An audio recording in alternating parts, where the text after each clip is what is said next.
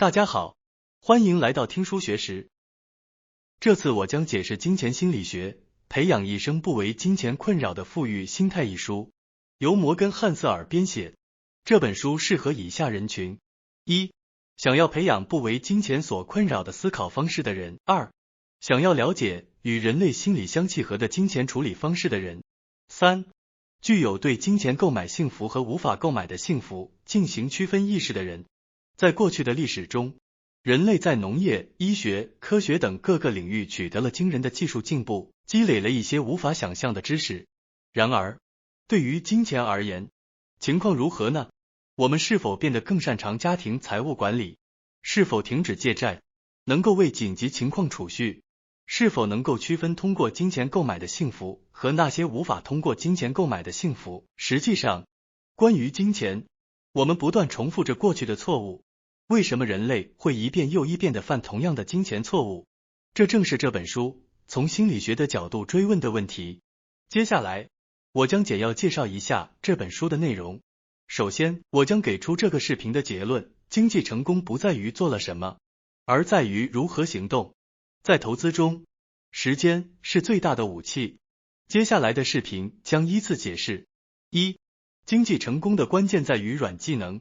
在这一章中，我们将从这本书中挑选2个关于经济成功关键是软技能的要点来解释，为什么一个不起眼的清洁工能留下800万美元的财富。您是否听说过罗纳德·詹姆斯·李德？他是一位美国慈善家和投资家，曾是一名清洁工和加油站店员。通常，当我们想到慈善家和投资家时，会想到富有的形象，但清洁工和加油站店员并不让人觉得富有。确实，李德是一个非常普通的、收入不算高的职业人员。他在佛蒙特州的乡村出生，由于家庭贫困，每天都要搭便车去上学。周围的人认为李德没有什么值得一提的地方。他在加油站做了25年的服务员和汽车维修工作，然后在百货公司做了17年的兼职清洁工。38岁时，他以 1.2 万美元的价格购买了一座2居室的房子，并一直住在那里。听起来，他的生活很平凡。然而，当李德在2014年92岁去世时，他成为国际新闻。在同一年，美国有2813503人去世，其中只有4000人在去世时拥有800万美元以上的净资产。李德进入了这4000人的行列。他在遗嘱中写道，将200万美元作为遗产留给孩子们，并向当地医院和图书馆捐赠了600万美元。熟悉他的人感到惊讶，作为清洁工，他到底是在哪里得到了这笔巨款呢？他并没有中过彩票，也没有遗产，他只是在年轻时就开始节俭、储蓄，并将其投资于优质股票。几十年过去了，这笔小额投资因复利效应增长到了800万美元。曾经是清洁工的李德，只是凭借这样简单的行为成为了一位慈善家，并捐赠了巨额财富。与李德相对照的另一个人是理查德·维斯顿，他在李德去世几个月前引起了社会的关注。维斯顿是一个完全相反的人物，他毕业于哈佛大学，获得了 MBA 学位。他在职业生涯中一直取得良好的成就，最终晋升为美林银行的高管。在金融行业取得巨大成功后，他在40多岁时选择了退休，并成为一名慈善家。维斯顿曾被选为由克雷恩评选的40岁以下成功商业人士之一。他的人生似乎一帆风顺，然而他的人生却从巅峰开始坠落。在21世纪中期，维斯顿背负了巨额债务，大规模扩建了他的500平方米豪宅。他的豪宅拥有11个浴室、2部电梯、2个游泳池和7个车库，每月的维护费用超过9万美元。然后在2008年，全球金融危机爆发。这次金融危机给全球人民带来了巨大的经济冲击，维斯顿所受到的损失尤为巨大。由于背负着巨额债务，他破产了。李德先生展现出耐心，而维斯顿先生则显得欲望深刻。然而，正是这种微小的差异，填补了两者之间巨大的知识和经验差距。2. 在投资中，时间是最大的武器。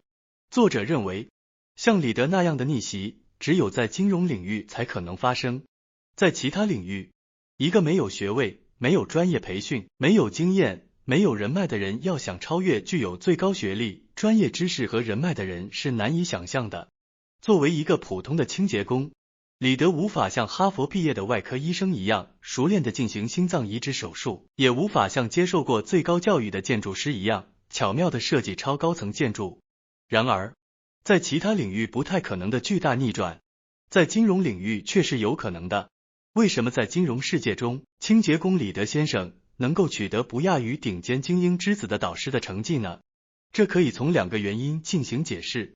首先，经济成果很大程度上与智力和努力无关，而与运气有关。其次，经济成功不是在硬科学领域如物理学或数学等取得的，经济成功更关注的是软技能，即行为比教导我们什么更为重要的心理学问题。作者将这种软技能称为金钱心理学，这不同于科学或物理学，因为它涉及到复杂而难以测量的人类心理和行为。作者认为这种软技能被严重低估。由于许多人认为金融是基于数学的领域，一旦输入数据，公式就会自动给出答案，而人类只需按照这个答案行事。这种思维也适用于个人理财领域，充斥着诸如应该储蓄1/10的薪水作为半年生活费等建议。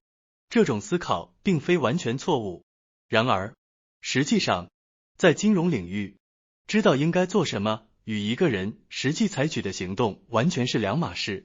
在过去的20年里，金融行业吸引了来自一流大学的优秀人才。然而，这是否提高了人们的投资技能？作者表示并没有找到任何证据。无论一个人学到多少金融知识，只是学习而不付诸实践，人类往往会陷入相同的失败。是的，那么让我们总结一下到目前为止的内容。在这一章中，我们讨论了经济成功的关键是关于主题软技能的2个观点。为什么一位普通的清洁工能留下800万美元的资产？我们解释了经济成功的关键是2个软技能的观点。接下来，我们将探讨在投资中最强大的武器是时间这一主题。在这一章中，我们将从本书中挑选2个观点，探讨投资中最强大的武器是时间。我们将详细介绍沃伦·巴菲特资产的大部分是在60多岁之后增加的观点。投资的最重要建议是静观其变这2个观点。接下来，我们将深入探讨这2点。首先，是第1个观点，沃伦·巴菲特先生的资产的大部分是在60多岁之后增加的。本书主题是关于投资家沃伦·巴菲特如何积累财富。据说迄今为止已经出版了2000多本。然而，作者表示很少有关于巴菲特积累财富的极简单事实得到足够关注。具体来说，巴菲特先生积累庞大财富的原因不仅仅是因为他是一位杰出的投资家，更是因为他从小就是一位出色的投资者。在本书撰写时，巴菲特先生的净资产达到了845亿美元。然而，其中842亿美元是在他过了50岁生日之后增加的。更具体的说，其中的815亿美元是在60多岁之后增加的。考虑到845亿美元中有815亿美元，实际上这笔财富的大部分是在所谓的退休年龄之后增加的。毫无疑问，巴菲特先生是一位出色的投资者。然而，如果简单的将所有成功归功于他的投资才能，就会忽略掉一个关键的因素。线索巴菲特先生成功之谜的关键在于他在整整3/4个世纪里一直是一位卓越的投资者。如果巴菲特先生在30多岁开始投资，然后在60多岁时退出，那么他的名字可能永远不会传遍世界。让我们进行一些简单的计算。巴菲特先生在10岁时开始真正投资，在30岁时，净资产已经达到了100万美元。假设巴菲特先生过着普通的生活，例如在10多岁或20多岁时四处旅行以拓宽视野，然后在30岁时从2.5万美元的净资产开始投资，然后他以与现在相同惊人的年回报率继续投资，60岁时退休，之后过上享受高尔夫和与孙子玩耍的日子。在这种情况下，巴菲特先生现在的净资产会是多少？不是845亿美元，而是仅为1190万美元。相比现在，净资产少了整整99.9%。也就是说，巴菲特先生经济成功的秘密在于年轻时建立经济基础，并在长达数十年的时间里持续投资。巴菲特先生的投资技巧确实非常出色，然而，成功的最大因素是时间，正是时间复利的力量构成了巴菲特先生巨大成功的基础。接下来，我们将讨论第二个观点，即投资的最重要建议是静观其变。通过观察巴菲特先生的例子，我们可以看到复利的力量是伟大的。然而，我们无法直观地理解复利的计算，因此，我们往往忽视了复利所具有的潜力，试图通过其他方法解决问题。作者指出这是危险的。在约2000本讨论巴菲特成功的书籍中，没有一本书的标题是一位投资者在整整3/4个世纪里始终坚持不懈地投资。然而，这正是解锁巴菲特先生成功秘诀的关键。然而，由于直观理解复利的效果非常困难，因此没有人愿意关注这一点。关于经济周期、交易策略和产业分析的书籍有很多，然而，作者表示，关于投资的最强大和最重要的建议，应该是默默的等待。而且这本书的内容只需要简单的总结在一页上，展示长期经济增长的图表即可，责备那些拼命寻找巨额投资回报的人可能并不合适。因为从直观上看，这似乎是变得富有的最近道路。然而，成功的投资并不总是意味着获得巨额回报，这是因为大多数时候，巨额回报是一次性的，无法再次获得。成功的投资意味着获得相当的回报，并且可以一次又一次地获得，这时，复利才能发挥最大的作用。好的，那么让我们总结一下到目前为止的内容。在这一章中，我们讨论了关于时间这一主题的2个观点，认为投资中最强大的武器是时间。沃伦·巴菲特的大部分资产是在60多岁之后增加的。投资的最重要建议是默默的等待。我们详细解释了这3个观点。接下来，我们将继续探讨金钱能够给予你的东西的主题。在这一章中，我们将挑选2个观点，解释金钱给予你的最大价值是自由和幸福感的关键是主导权。让我们逐一深入研究这些观点。首先，第一个要点，金钱为生活带来的最大价值是自由。人们对幸福的定义因个体而异，因此很难为每个人定义什么是幸福。然而，每个人都有共同的元素，那就是过上自己想要的生活，可以在喜欢的时间和人一起做自己喜欢的事情。这应该是共同的幸福条件。这正是金钱所能提供的最高回报。密歇根大学的心理学家安格斯·坎贝尔在他1981年的著作《美国人的幸福感》中揭示了一个明显更幸福的群体。然而，这并不是由收入或地区社区等因素引起的。即使收入较高，住在好地区，接受高等教育，也有许多人会持续感到不幸福。那些幸福的人们最共同的特点，实际上是一些更为简单的事情。坎贝尔先生这样表达，相较于传统心理学一直研究的客观条件，使人感到幸福的最可靠因素是能够清楚地感受到自己掌控人生。也就是说，比起高薪、大房子、有地位的工作，能够在喜欢的时间和人一起做喜欢的事情更能使人幸福。而金钱为我们带来的最大价值正是这一点。金钱使我们能够掌控自己的时间。随着储蓄的增加，人们更难受他人左右，逐渐能够自主生活，可以决定何时做什么。这就是能够自主决策的意义。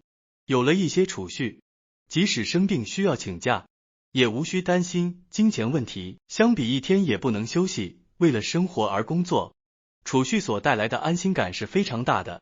此外，如果储蓄较多，即使失业，也无需急于寻找下一份工作，也可以等待更好的工作机会。